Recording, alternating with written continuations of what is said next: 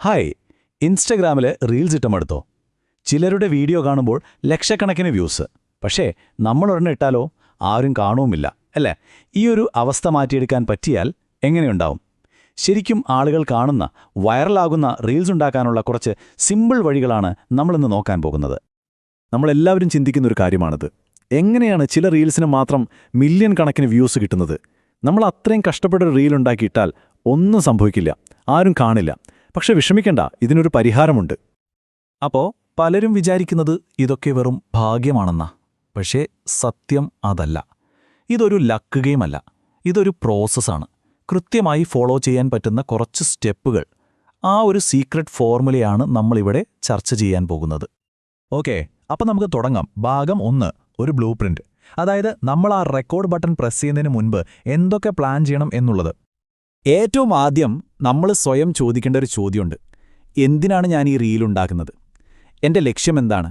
വെറുതെ ഒരു വീഡിയോ ഇടുക എന്നതിനപ്പുറം ഒരു ലക്ഷ്യം വേണം. പ്രധാനമായും 3 ലക്ഷ്യങ്ങളാണുള്ളത്. 1, എഡ്യൂക്കേറ്റ് ചെയ്യുക.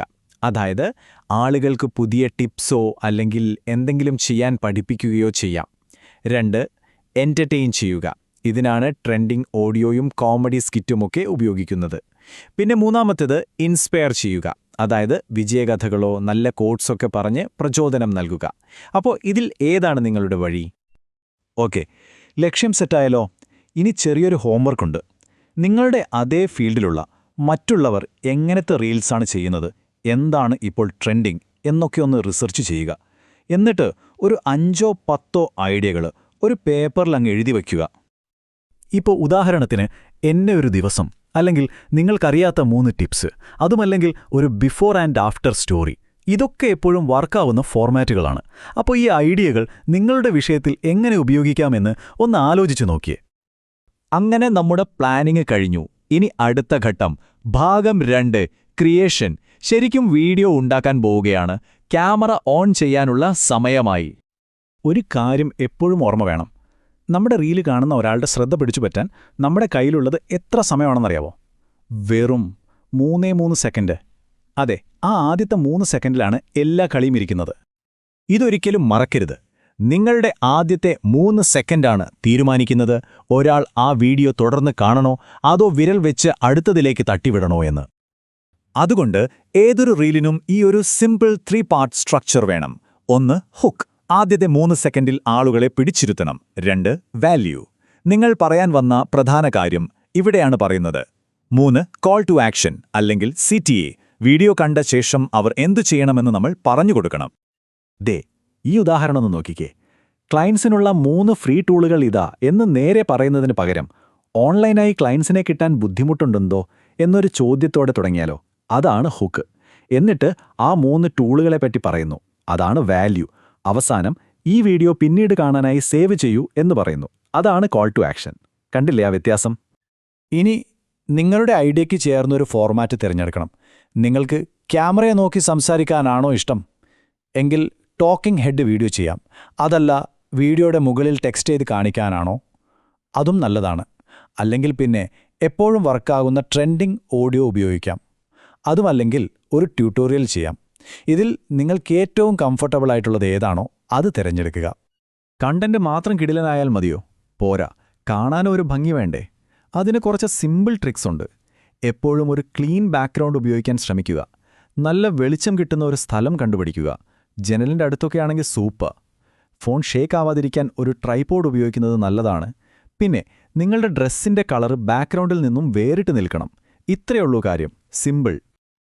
ഓക്കെ, അങ്ങനെ ഷൂട്ടിങ്ങും കഴിഞ്ഞു. പക്ഷേ പണി തീർന്നിട്ടില്ല. ഇനി ഏറ്റവും പ്രധാനപ്പെട്ട ഘട്ടമാണ്. ഭാഗം 3, ലോഞ്ച്. ശരിക്കുള്ള കളി ഇനി തുടങ്ങാൻ പോകുന്നതേയുള്ളൂ. അതെ, നിങ്ങൾ ആ പോസ്റ്റ് ബട്ടൺ അമർത്തുന്നതുകൊണ്ട് മാത്രം കാര്യമില്ല. യഥാർത്ഥ പണി തുടങ്ങുന്നത് അതിന് ശേഷമാണ്. ഒരു നല്ല ക്യാപ്ഷനും ഒരു ഫോർമുലയുണ്ട്, നമ്മുടെ റീല് പോലെ തന്നെ.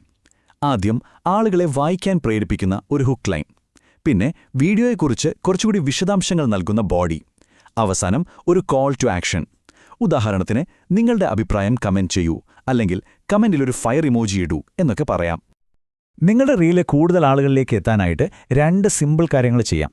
1, നിങ്ങളുടെ വിഷയവുമായി ബന്ധപ്പെട്ട ഒരു 3-4 കീവേഡുകൾ ക്യാപ്ഷനിൽ ഉപയോഗിക്കുക.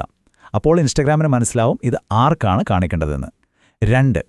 ആളുകൾ നിങ്ങളുടെ പ്രൊഫൈലിൽ വരുമ്പോൾ കാണാൻ ഒരു അട്രാക്റ്റീവായ കവർ ഫോട്ടോ സെറ്റ് ചെയ്യുക. ശരി, നിങ്ങൾ റീൽ പോസ്റ്റ് ചെയ്തു. ഇനി എന്ത് ചെയ്യണം? ആദ്യത്തെ 1 മണിക്കൂർ വളരെ പ്രധാനപ്പെട്ടതാണ്. ആ സമയത്ത് വരുന്ന കമന്റുകൾക്ക് എത്രയും പെട്ടെന്ന് മറുപടി കൊടുക്കുക. ഒരു സംഭാഷണം അവിടെ നടക്കണം. ഇത് കാണുമ്പം ഇൻസ്റ്റാഗ്രാമിന്റെ അൽഗോരിതത്തിന് തോന്നും, ഹോ, ഈ വീഡിയോയ്ക്ക് നല്ല എൻഗേജ്മെന്റ് ഉണ്ടല്ലോ, ഇത് കുറച്ചുകൂടി ആളുകളിലേക്ക് എത്തിക്കാമെന്ന്. പോസ്റ്റ് ചെയ്ത് കുറച്ചു കഴിഞ്ഞാൽ നിങ്ങളുടെ ഇൻസൈറ്റ്സ് ഒന്ന് എടുത്തു നോക്കണം. വെറുതെ ലൈക്കും കമന്റും മാത്രം നോക്കിയാൽ പോരാ. അതിനേക്കാൾ പ്രധാനപ്പെട്ട കാര്യങ്ങളുണ്ട്. എത്ര പേർ നിങ്ങളുടെ വീഡിയോ ഷെയർ ചെയ്തു, എത്ര പേർ സേവ് ചെയ്തു, പിന്നെ ആളുകൾ എത്ര നേരം നിങ്ങളുടെ വീഡിയോ കണ്ടു എന്നുള്ള വാച്ച് ടൈം. ഈ 3 എണ്ണമാണ് നിങ്ങളുടെ റീലിന്റെ യഥാർത്ഥ വിജയം അളക്കുന്നത്. അപ്പോൾ നമ്മൾ ഇത്രയും നേരം പറഞ്ഞതിൽ നിന്ന് ഒരു കാര്യം വ്യക്തമാണല്ലേ? നല്ല വൈറലാകുന്ന ഇൻസ്റ്റാഗ്രാം റീൽസ് ഉണ്ടാക്കുന്നത് ഒരു ഭാഗ്യപരീക്ഷണമല്ല. അത് കൃത്യമായി പഠിച്ച് വീണ്ടും വീണ്ടും ചെയ്യാൻ പറ്റുന്ന ഒരു പ്രോസസ്സാണ്. നമ്മൾ ഈ പറഞ്ഞ സ്റ്റെപ്പുകൾ നിങ്ങൾ ഫോളോ ചെയ്യുകയാണെങ്കിൽ ഉറപ്പായും നിങ്ങൾക്കും നല്ല റിസൾട്ട് കിട്ടും. ഇപ്പോൾ നിങ്ങൾക്ക് ഈ മുഴുവൻ ഫ്രെയിംവർക്കും അറിയാം. അപ്പോൾ എൻ്റെ ചോദ്യം ഇതാണ്: ഈ ടെക്നിക്കുകൾ ഉപയോഗിച്ച് നിങ്ങൾ ഉണ്ടാക്കാൻ പോകുന്ന ആദ്യത്തെ റീൽ ഏതായിരിക്കും? വെറുതെ കേട്ടിരുന്നാൽ പോരാ, ഇതൊന്ന് പരീക്ഷിച്ചു നോക്കണം. അപ്പോൾ ചിന്തിച്ചു തുടങ്ങിക്കോളൂ. All the best.